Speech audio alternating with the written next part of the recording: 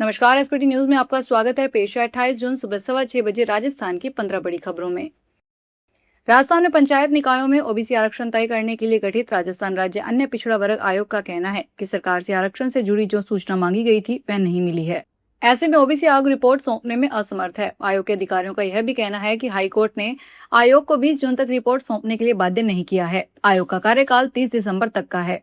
राज्य निर्वाचन आयोग ने राज्य सरकार को 15 जून को पत्र लिखकर साफ कह दिया है कि चुनाव की तिथि नजदीक है, आरक्षण संबंधी डेटा उपलब्ध करवाया जाए। सरकार ने आयोग की चिट्ठी का कोई जवाब नहीं दिया है।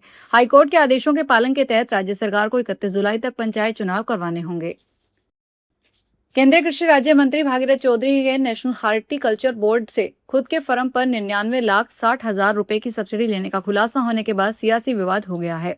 भागीरथ चौधरी को इसी साल मार्च में परबतसर के पीह गांव में फार्म पर पाली हाउस में खीरे की खेती के लिए सब्सिडी मंजूर हुई थी।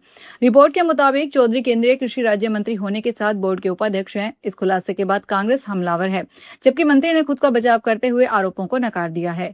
आरोप है कि नेशनल हार्टिकल्चर बोर्ड से चौधरी के फार्म पर 16,592 वर्ग मीटर में खीरे की पाली हाउस में खेती के लिए सब्सिडी मंजूर की गई। देश में किसानों के ऐसे 457 प्रोजेक्ट मंजूर हुए, इनमें चौधरी का भी एक प्रोजेक्ट था।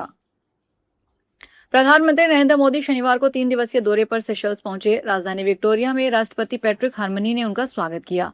दोनों नेताओं ने नेशनल बोटेनिकल गार्डन एल्डाब्रा ज्वाइंट कछुओं को पत्तियां खिलाई। मोदी 29 जून को सेशल्स के 50वें राष्ट्रीय दिवस समारोह में मुख्य अतिथि भी होंगे।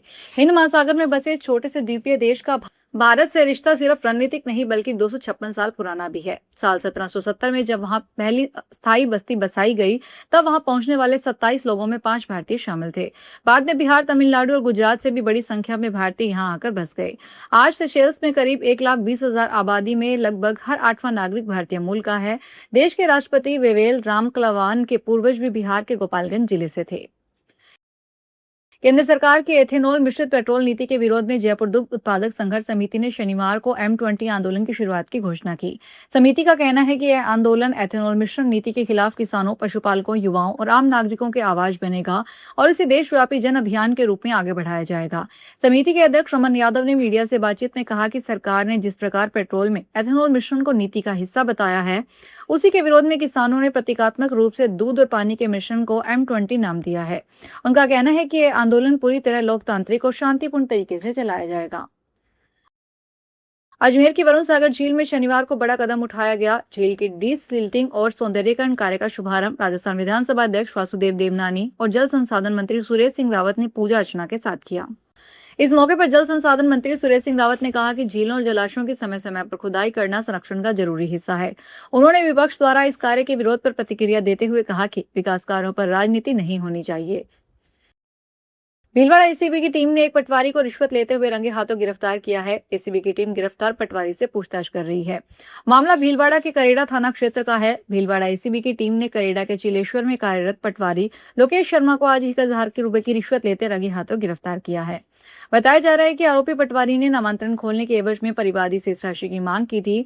काम के बदले घूस मांगे जाने से परेशान होकर परिवादी ने एसीबी में शिकायत दर्ज करवाई।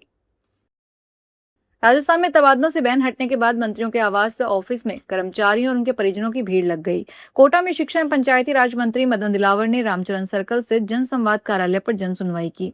इस दौरान कार्यालय के बाहर लंबी लाइनें देखने को मिली। बड़ी संख्या में सरकारी कर्मचारी व आमजन तबादलों की अर्जियां लेकर पहुंचे। जन सुनवाई के दौरान तबादला चाहने वाले सरकारी कर्मचारी व उनके परिजन लाइन में लगे रहे। मंत्री ने लोगों से मिलकर उनकी अर्जियां ली और उनकी समस्याएं सुनकर प्राथमिकता के आधार पर ट्रांसफर करने का आश्वासन दिया। राजस्थान राज्य पात्रता परीक्षा की परीक्षा तिथि में बदलाव किया गया है। अब यह परीक्षा 6 सितंबर की बजाय 13 सितंबर 2026 को आयोजित होगी। परीक्षा कार्यक्रम में बदलाव के साथ इस वर्ष 2 नए विषयों को भी शामिल किया गया है। परीक्षा से जुड़ी अन्य व्यवस्थाएं पूर्व निर्धारित प्रक्रिया के अनुसार ही होगी।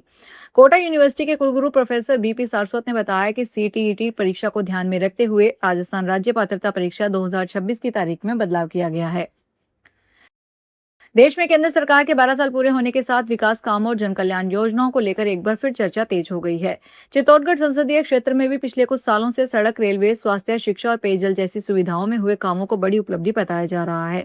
सांसद सीपी जोशी का कहना है कि प्रधानमंत्री नरेंद्र मोदी के नेतृत्व में देश ने हर क्षेत्र में नई पहचान बनाई है। उनका दावा है कि जिन कामों का लोग सालों से इंतजार कर रहे थे वे अब तेजी से पूरे हो रहे हैं और चित्तौड़गढ़ भी इसका बड़ा उदाहरण है। जालौर में जलदाय विभाग की बड़ी लापरवाही सामने आई है। भीषण गर्मी के बीच जहां पानी के लिए त्राही त्राही मची हुई है, वहीं दूसरी तरफ आम जनता को 8 से 10 दिनों में एक बार पानी की सप्लाई दे रहे हैं। शनिवार दोपहर सुंदेलाव तालाब के पास से एक पाइपलाइन फटने से करीब 3.25 घंटे तक हजारों लीटर पीने का पानी व्यर्थ बह गया। जब लोगों ने इसकी व्यर्थ बह रहे पानी की शिकायत देने के लिए अधिकारियों को फोन किया तो अफसरों ने अपने फोन बंद कर दिए या फिर कॉल रिसीव करना भी मुनासिब नहीं समझा।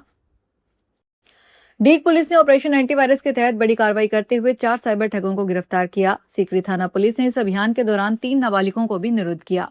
यह कार्रवाई पुलिस अधीक्षक डीग शरण गोपीनाथ कामले के निर्देश पर की गई। पुलिस ने गिरफ्तार आरोपियों के कब्जे से 6 एंड्रॉयड मोबाइल फोन और 2 फर्जी सिम कार्ड बरामद किए हैं। पुलिस के अनुसार ये साइबर ठग ऑनलाइन प्लेटफॉर्म पर फर्जी विज्ञापन पोस्ट कर लोगों को धोखा देते थे।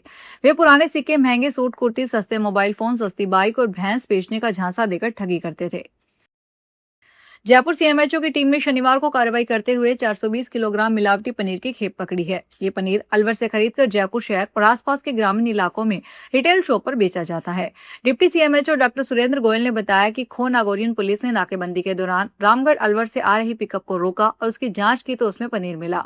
हमारी टीम जब मौके पर पहुंची और पिकअप में रखे बॉक्स चेक किए तो उसमें बड़ी मात्रा में पनीर मिला। पनीर में गंदी बदबू आ रही थी, जिसके आधार पर हमारी टीम ने पनीर के सैंपल लेने के बाद शेष पनीर की खेप को नष्ट करवा दिया। अयोध्या में भगवान राम मंदिर में आए चढ़ावे में से लाखों रुपए की चोरी पकड़ी गई। चोरी करने वालों में कई जने ट्रस्ट से जुड़े हुए थे। यह लोगों की आस्था के साथ खिलवाड़ करने जैसा था, लेकिन खुद को राम भक्त कहने वाले भाजपाई इस पर खामोश क्यों हैं? यह बात शनिवार को पाली शहर के बारसा रिजोर्ट में कांग्रेस की ओर से आयोजित छात्रों की गूंज अब पाली कार्यक्रम में पाली विधायक भीमराज भाटी ने कही। कांग्रेस विधायक भीमराज भाटी ने आरोप लगाते हुए कहा कि बंगाल का चुनाव में भाजपा के जीतने के कोई चांस नहीं थे, लेकिन रिजल्ट में भाजपा अच्छे वोटों से जीता। क्योंकि यह चुनाव मैनेज था, भाजपा ने अपने ऑफिसर जवान लगा रखे थे, विरोध करने वालों के खिलाफ कार्रवाई हो रही थी। बीकानेर के पीबीएम हॉस्पिटल में प्रसूताओं की मौत के मामले को लेकर विरोध कर रहे एनएसयूआई कार्यकर्ता पुलिस से भिड़ गए। शनिवार दोपहर 1 बजे प्रदर्शन कर रहे कार्यकर्ता जूतों की माला लेकर अधीक्षक के ऑफिस के बाहर पहुंचे, जहां पुलिस ने मुख्य दरवाजे पर उन्हें रोक लिया। पुलिसकर्मियों के पीछे की ओर धकोला।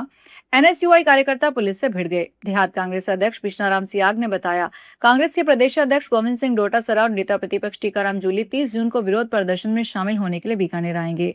इस प्रदर्शन में पूर्व प्रदेशाध्यक्ष और पूर्व मंत्री डॉक्टर बीडी कल्ला भी शामिल होंगे। अयोध्या के श्री राम जन्मभूमि ट्रस्ट ने शनिवार को चंपत राय और अनिल मिश्रा के इस्तीफे की पुष्टि कर दी है। ट्रस्ट के कोषाध्यक्ष स्वामी गोविंद देव गिरी ने कहा कि महामंत्री चंपत राय और ट्रस्टी अनिल मिश्रा से त्यागपत्र मिला है। हम अपनी 11 जुलाई को होने वाली बैठक में इस पर विचार करेंगे।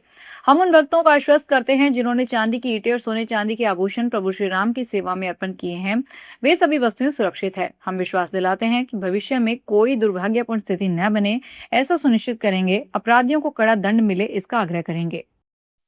तो ये थी राजस्थान की 15 बड़ी खबरें। अगर आपको हमारा बुलेटिन पसंद आया हो तो वीडियो को लाइक करें, अपने दोस्तों से शेयर करें और चैनल को सब्सक्राइब करना ना भूलें। फिर मिलेंगे नई खबरों के साथ। धन्यवाद।